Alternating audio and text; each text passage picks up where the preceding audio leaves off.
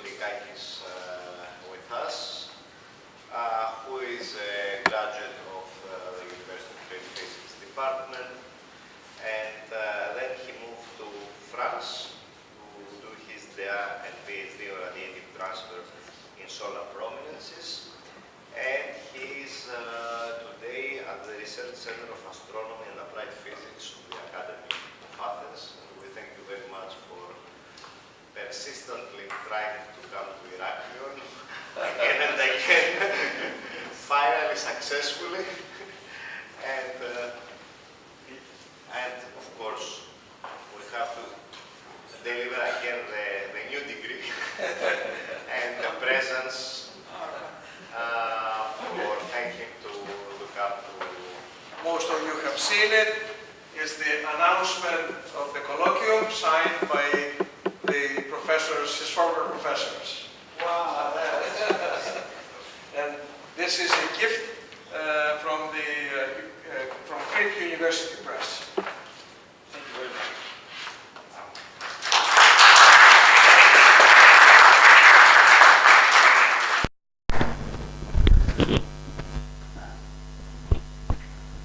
So, thank you very much for inviting me here. It's an honor for me. Θα το παλέ. Είχε όχι ένα μικρόφωνο τώρα. Anyway, I will make. Right. Okay. So I will try because my voice is very.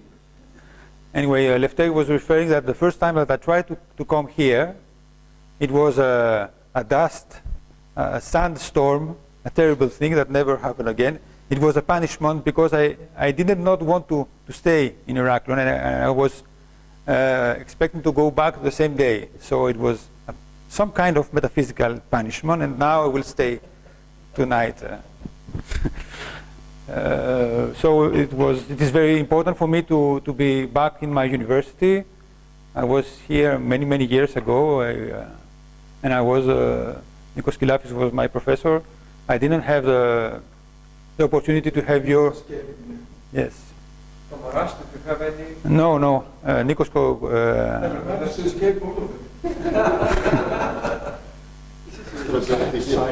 So now we'll speak to you about the solar corona and the transition region.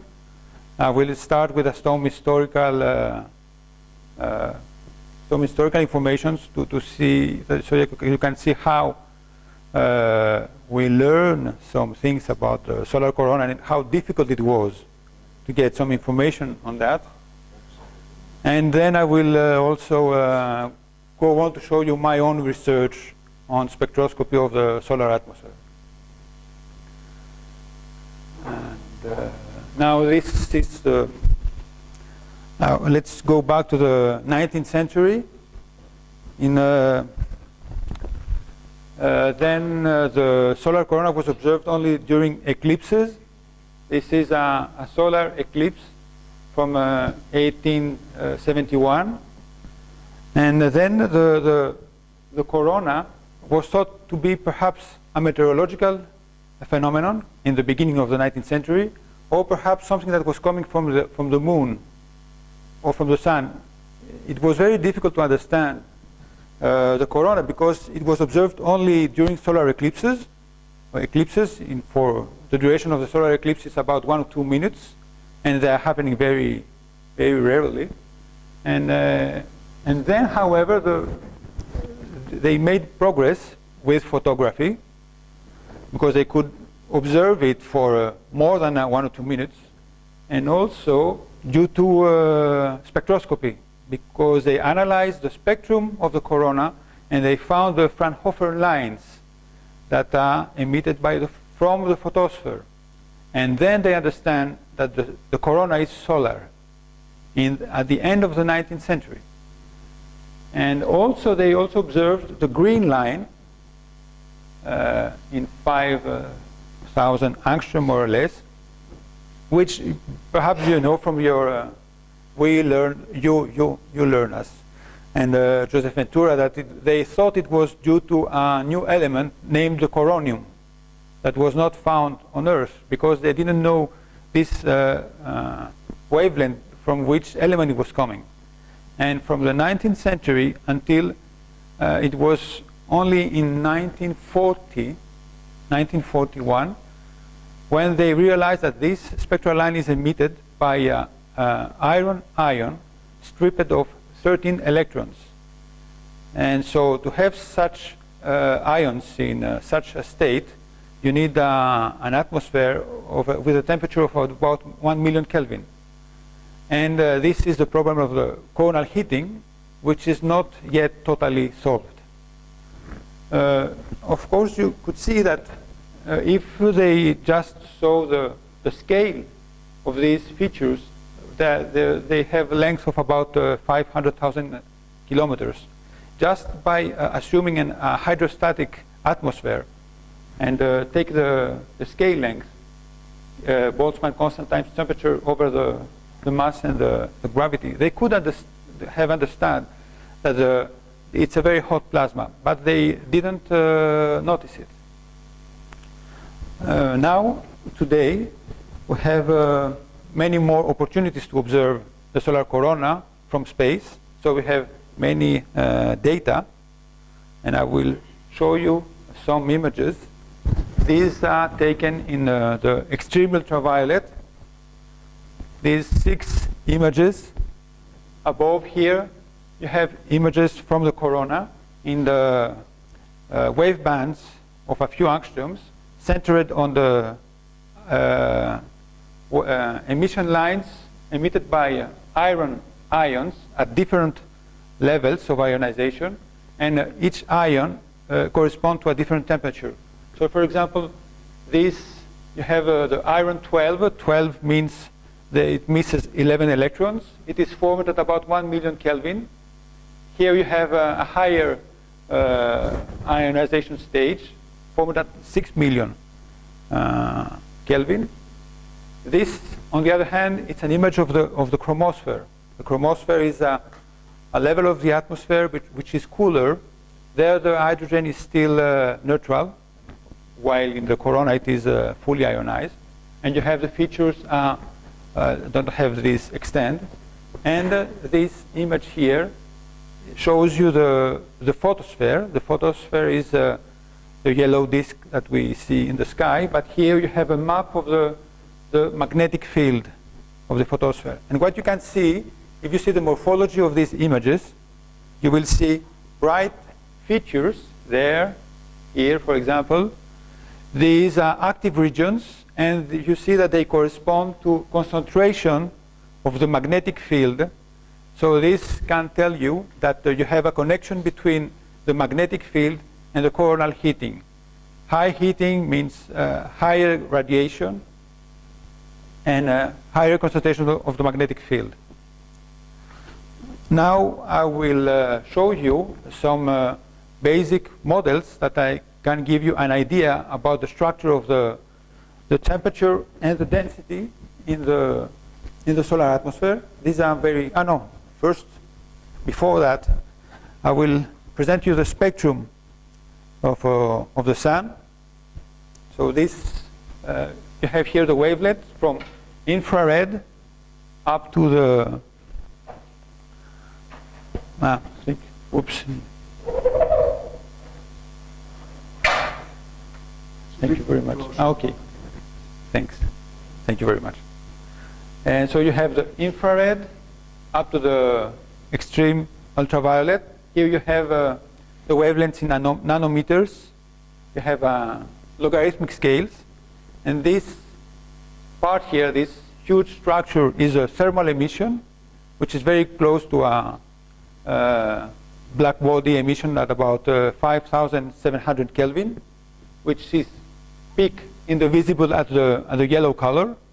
Now, if you go to the smaller wavelengths, here the thermal emission is becoming very, very low, and you have a forest of emission lines, which they are emitted from the corona.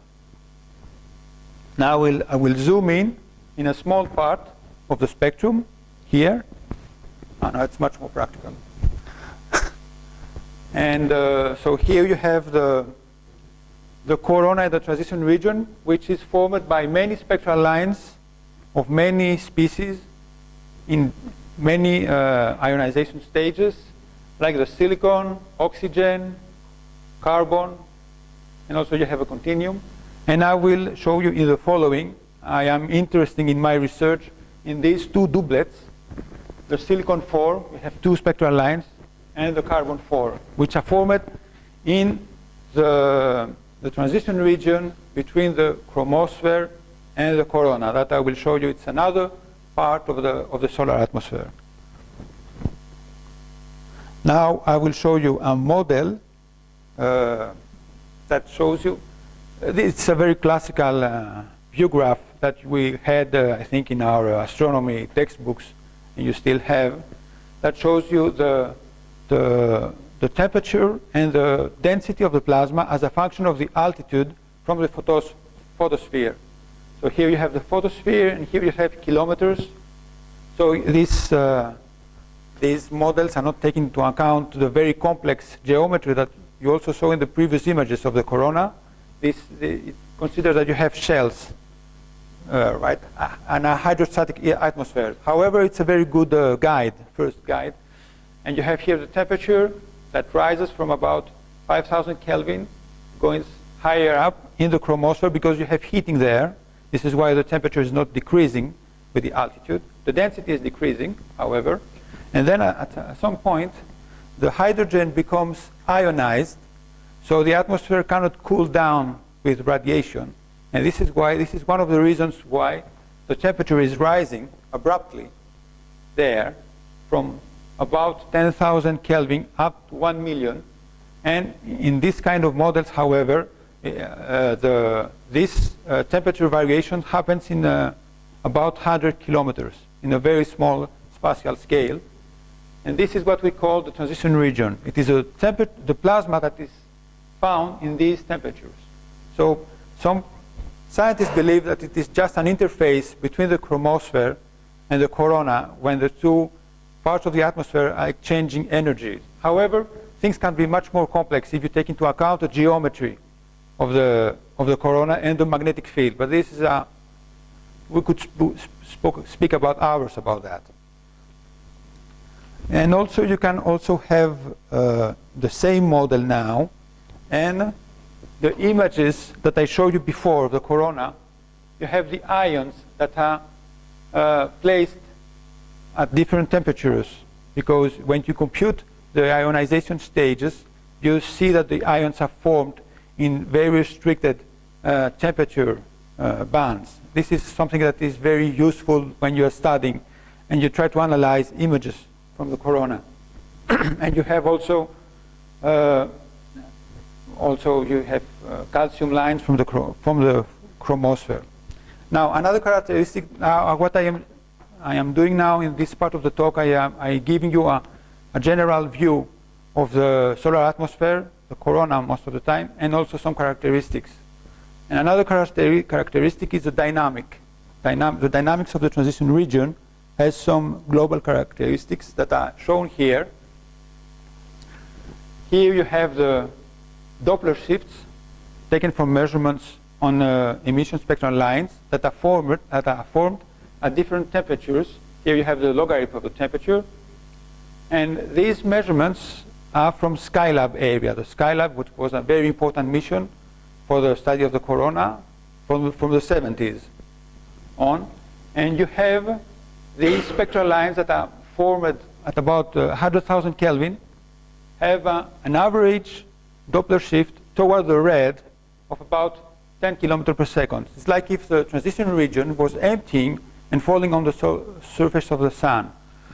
You have now models, magnetohydrodynamic models, that are able to partly explain this phenomenon, but it is still very puzzling.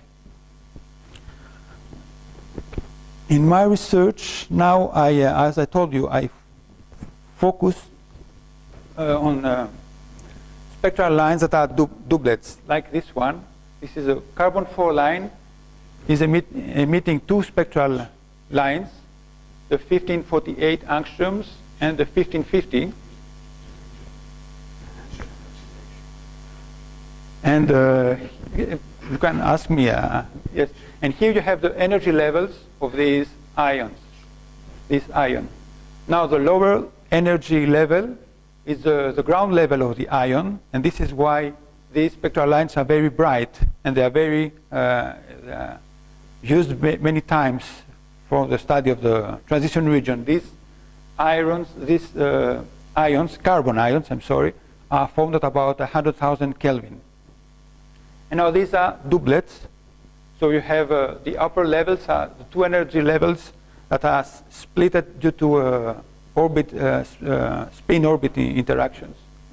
So now what you have is, when you have an optically thin plasma, the main mechanism used for the explanation of these spectral lines is that you have collisions with free electrons, the ion is excited, and then you have spontaneous emission of light.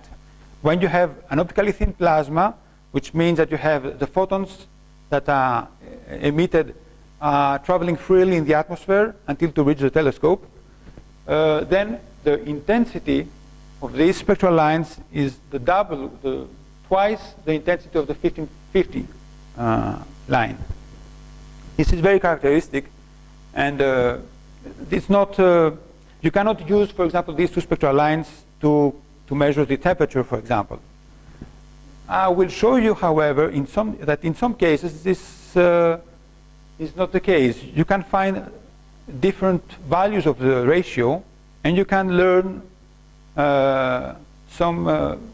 many things about the plasma, the emitting plasma. For example, here you have an image of an active region. In the this is the active region. You have loops, coronal loops, here low-lying features, and here you have a small brightening. You have a small flare, microflare. Flares are very important. They are sudden release of energy on the surface of the sun that are producing spikes in the electromagnetic spectrum from radio up to even gamma rays, perhaps.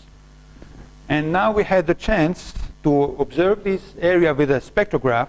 So the spectrograph has a slit, and for each position on the solar disk, it takes a complete spectrum of spectral lines, and it is rastering it. And now the chance was that during this microflare, the slit was just coming over it. And this small area here shows you the microflare there. The detector was saturated because the microflare was too bright, and it was very painful when I discovered it. But anyway, there was a small part below it when the carbon 4, here I show you the two spectral lines, the one over the other, the 1548 here and the 1550, and the lines ratio was not equal to 2, it was equal to 4. And I was trying to figure out why. In fact, the reason is that there, the main mechanism was not the collisions with electrons, it was scattering of radiation. What was happening was that you have light from this bright source, the microflare, was scattering on this area in this way. Here, for example, suppose that you have the photons from the microflare falling on the carbon 4 ions, and then they are scattered toward the telescope, which is above. And here, if you suppose that the 1548 are twice more photons than in 1550, there the scattering is 2 times more probable for the 1548 photons. And this is why, from a factor of 2 of the photons and another factor of 2, you have at the end a factor of 4 for the 1548 photons over the 1550. So with just that measurement, which is very easy when you're doing spectroscopy, you can understand what is the important mechanism on the solar surface. If you took only the one of the two spectral lines and just try to study the intensity, you would not be able to understand this mechanism, because there are many parameters, physical parameters, that are influencing the intensity. However, when you take the ratio, you can understand the microscopic mechanism on the solar surface. So this was done with a telescope from the SOHO mission in the 1990s. We performed the same study with a more recent instrument.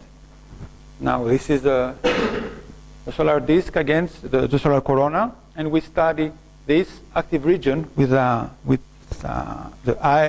iris spectrograph, which is now flying. And this has the following characteristic. You have the slit that is rastering a region of the image, and on the same time you have another telescope which takes you a movie of the rastering area, and you have the you can see the slit which is rastering this area, because the problem when you have only the slit is that you can observe something and nearby you can have an explosion and you don't see anything. When you are doing the rastering, the explosion has disappeared. In that way, and I will show you this movie here. Wait.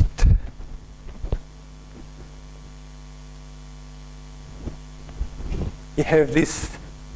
You have here the slit moving, and if you have the features here, you can see how complex it can be, and you have many motions going on. So this is an image now of the transition region in the silicon 4 line. Before it was the carbon 4, now it's the silicon 4. We have again the same doublet system of two spectral lines. Now the formation of these lines is slightly lower at about 80,000 Kelvin, but we still have, we are dealing still with transition region plasma. The question now that we had is to see if the importance of the radiative scattering is more important. Okay, we had an example with a microflare. Nearby you have radiative scattering. Is it more general, more important?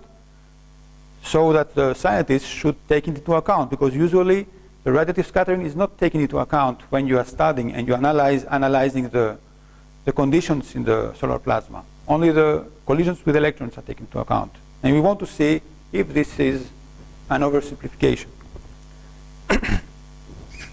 Okay, once more time, I'll show you this video. And now, this is an example of a spectrum taken by these instruments. Here you have, this shows you one exposure of the slit of the instrument. So along the y-axis, you have the structure along the slit, and the horizontal axis is the wavelengths. So here you have the two spectral lines of the silicon 4, and you see how the variation of the structures along the slit. And here you have one, not one section, here you have the average spectrum. You have the silicon lines, and these spikes here are cosmic rays.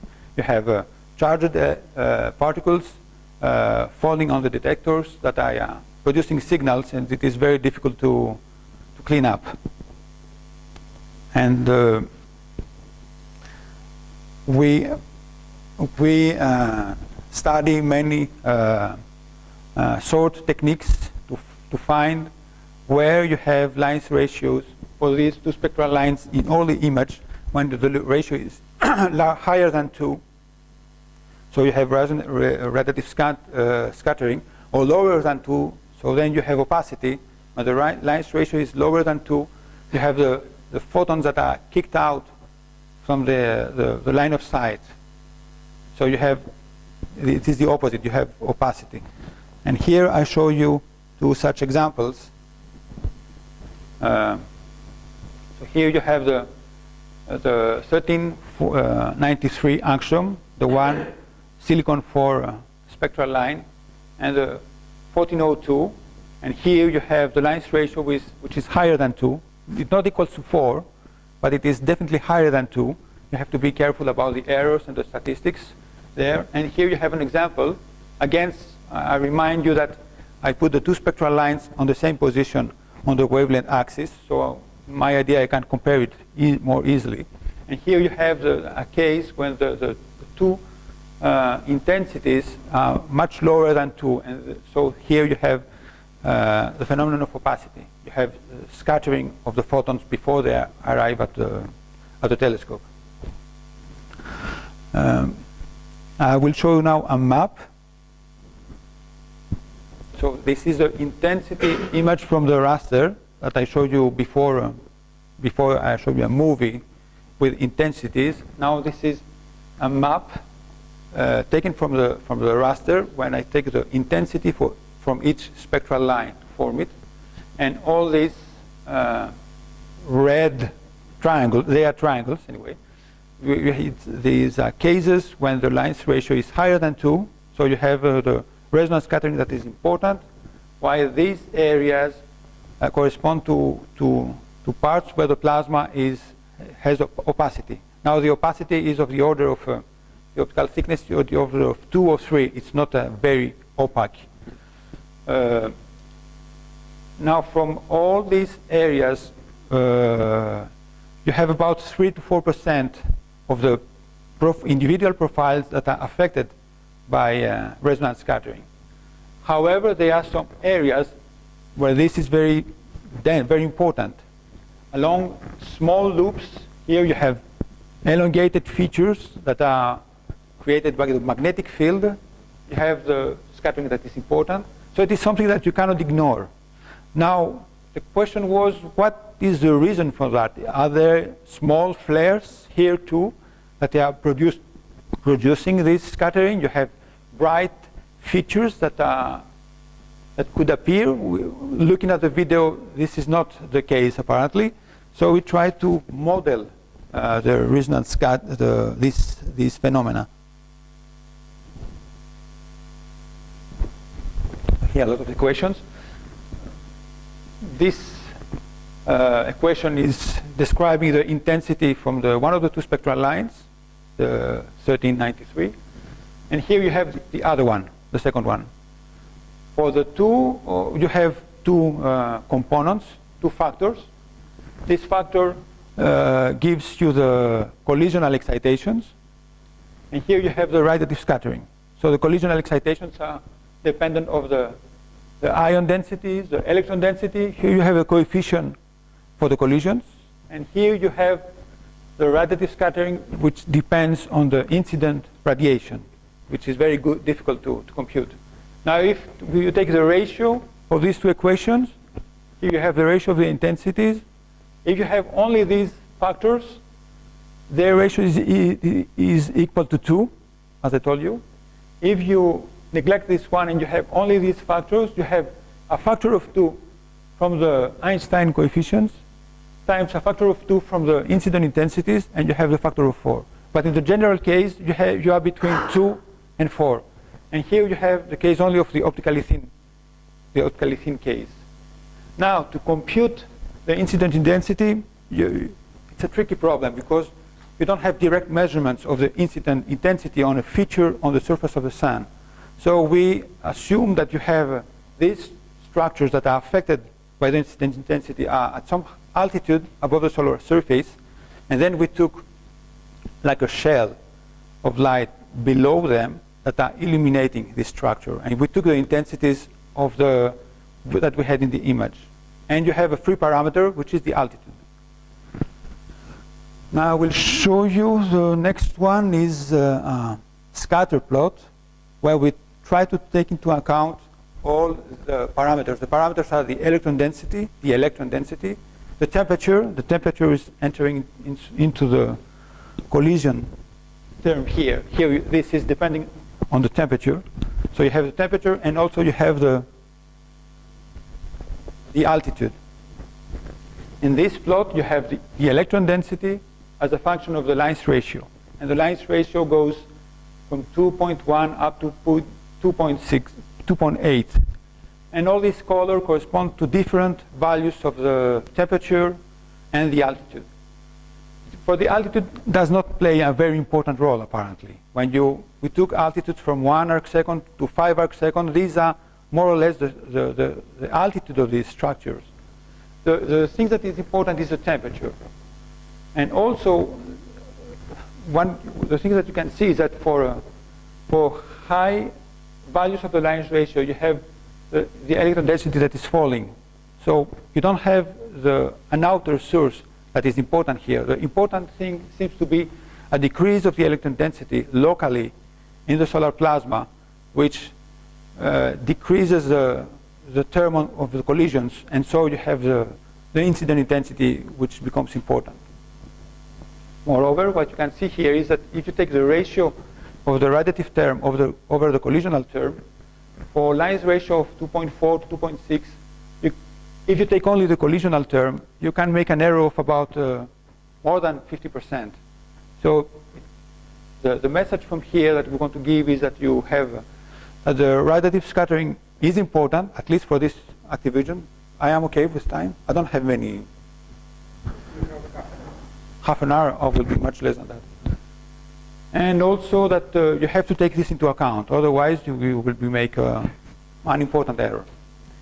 Now I will present you some special cases, some exotic profiles that we have observed in this data. These are two spectral profiles from the carbon-4 lines from a given location of the sun. And here you have an example of the silicon-4.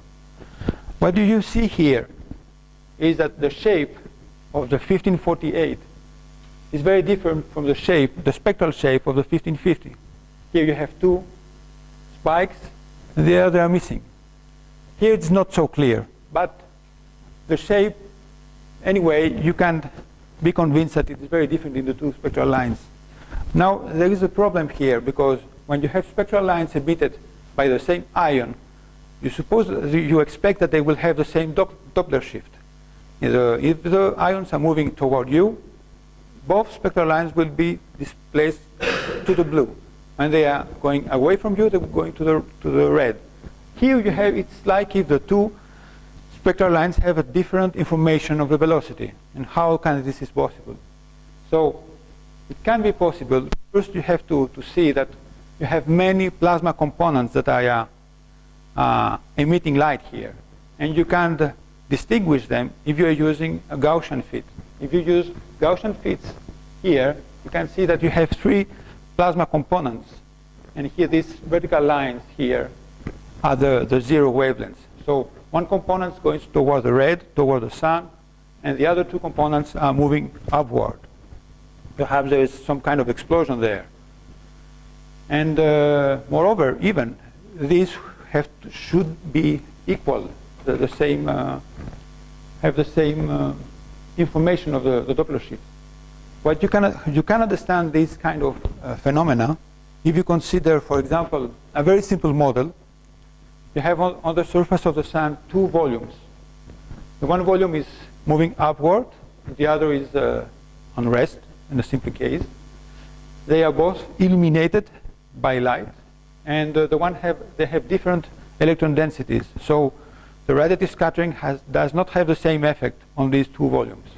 If you had a perfect instrument that could distinguish the two volumes, you would have two different spectra.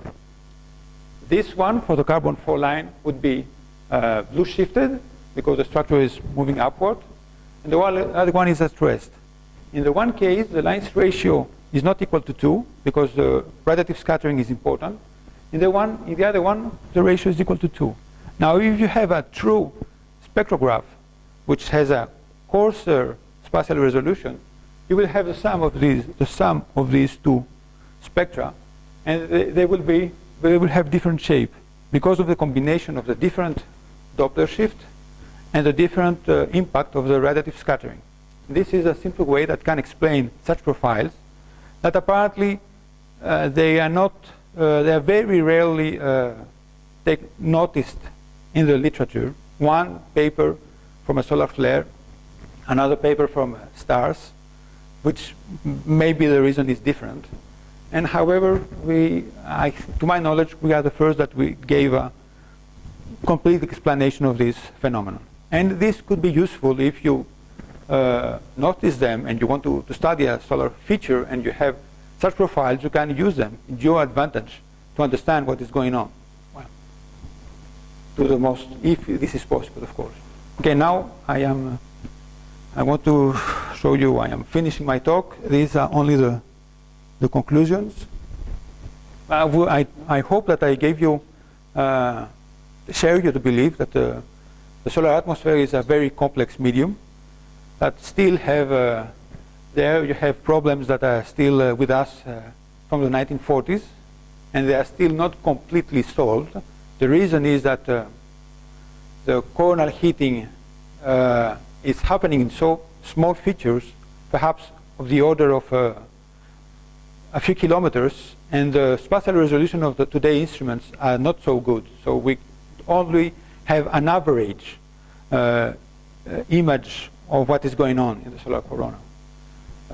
In my particular research topic, I try to study the importance of how to take the most advantage of spectral information. The spectral information is very useful because it helps you to disentangle spatial information that you are not able to see. And we try in our topic to show that many microscopic phenomena like radiative scattering can be in play in the phenomena of the solar corona and the transition region. Okay, thank you very much.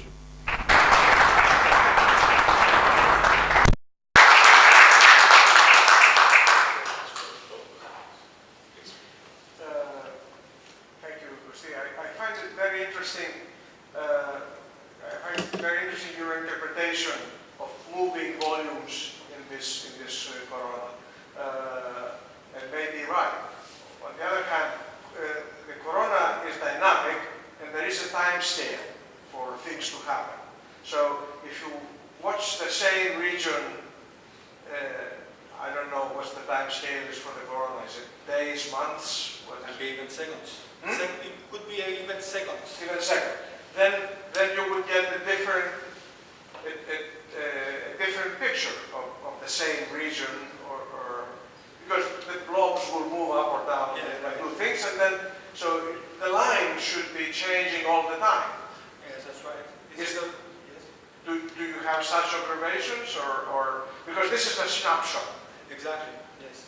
Well, this is solar physics is evolving now according to the instruments that we have. If you see models of the 90s and the 80s, they are always steady state with no time, because you need a high integration time of the instrument to have an image, and you could not study the dynamics. Of course, what you see here, you could have two volumes appearing close by or at different times, and you are integrating them with the instrument. The one that I wanted to be sure, my interpretation, is that the observation of the two spectral lines that have different shapes are taken at the same position and at the same time. So if there is a temporal evolution, at least it's the same for the two volumes. Of course, the time evolution is very important, and it is very difficult to analyze properly when you have it. And as you see here, because I now remember the talk that we had about the time profiles, and also here you have important some phenomena like, for example, the solar flares.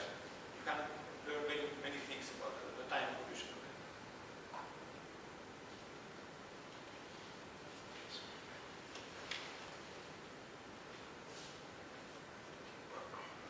I would like to ask you about the mechanism for the heating of the corona, because you see above 1 million degrees. Right?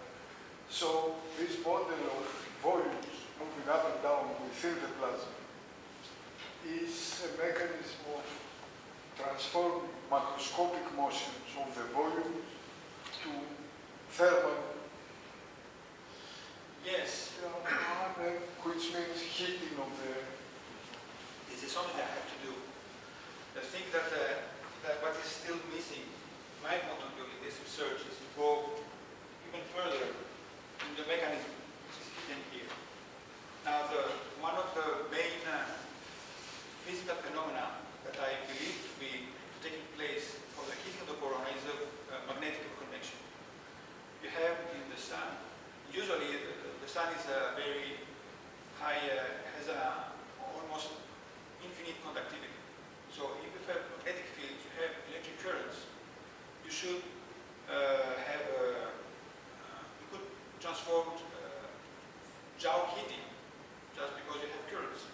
because you have an infinite conductivity, this is not possible. The only case when you can't release the magnetic field, the magnetic energy into heating is when you have interaction of magnetic fields of different topologies. Suppose a magnetic field going upward toward the roof and downward, they are interacting. And there you have the release of a magnetic energy and change of the topology of a magnetic field. Magnetic field change topology and its energy is liberated and it transformed into particle acceleration, motion of plasma, radiation, and many waves and who knows what else. And this could be something that is happening here, but of course this is one locality, it's one event. You have many such events on the surface of the sun. As I told you before, you cannot know exactly what's going on because the magnetic reconnection is happening on scales of a few meters perhaps. You have kinetic scales. And our instruments still can see down to a few tens of kilometers. So here, for example, yes, we must have plasma going up. We must have reconnection going on. Plasma is pushed upward. Another part of the plasma is pushed downward. One part is very bright, so the photons are scattering on the other side. It must be something very complex. And this is something I'm interested to see. What can we learn more about that? I don't know if I am answering your question. But however, yes, such phenomena are related to the microscopic phenomena that are producing heating. But here, when you are studying this effect, these spectral lines, you can have an idea of the macroscopic motions of the plasma, but it is very difficult to enter into the kinetic scale when the true answer is happening. You can have understand such effects like scattering, but it is very difficult to enter inside the main part, which is the connection. It is possible, but let me insist a bit. Why this does not happen in the chromosphere? it is happening in the chromosphere too. It's happening. The temperature is way down. Yes, compared to the corona. That's right, yes, because the corona is much more dense. And you have cases when you have the reconnection in different areas. And well, the temperature does not rise so much. The corona is a question now to answer that. Because if you have the heating necessary to heat the corona, it's much less than the heating necessary to heat the chromosphere. Because the chromosphere is much more dense, it's a huge amount of plasma density. You have different, for example, the chromosphere is not totally ionized. You have different conditions. In the chromosphere you also have waves that are dissipating energy. These waves cannot reach the corona. And you also have conduction that is going on in the corona. The physical conditions are a little bit different. However, the belief is that the mechanism that heats the corona is different from the one that heats the chromosphere. It's not the same. First, in one of your first diagrams, you mentioned that there are some anomalies in the diagram. Well, comparing the sun with another dark body of temperature of 5,770 Kelvin, there in the different spectrum, there were some anomalies. Is there an explanation for that? For which spectrum? Which one? The first one, exactly. One of your first diagrams. Yeah. Here? These ones? Yeah. Is there an explanation for that, for those anomalies? Well, I show you a zoom in this part. What you see here is just there are many spectral lines from different species, different conditions. You have a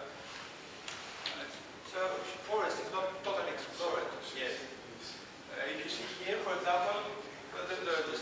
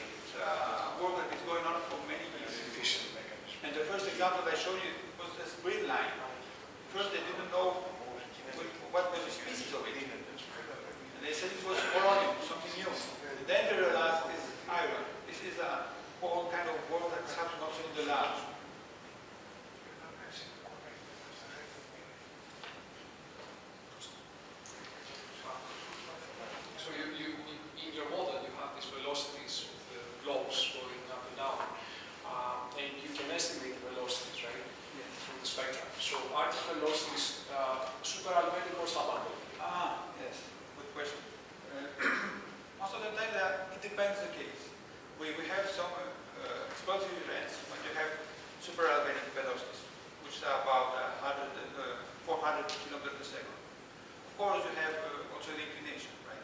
Because you have also the velocity along the line of sight. But in some cases, when you have reconnection, you expect to have flows that are Albanic. So in some cases, yes, you have also super-Albanic flows. But in most cases, what are the statistics like? Depend on the phenomena. For example, what I show you here in this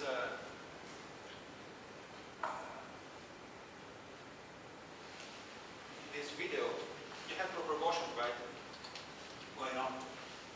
All this is moving there. Everything is moving. The velocities are subalpine. These are, they can be explained as siphon flows, difference of pressures, or perhaps more complex phenomena. You have Alfvénic velocities when you have small eruptions, and then you have violent explosions. The magnetic field changes shape.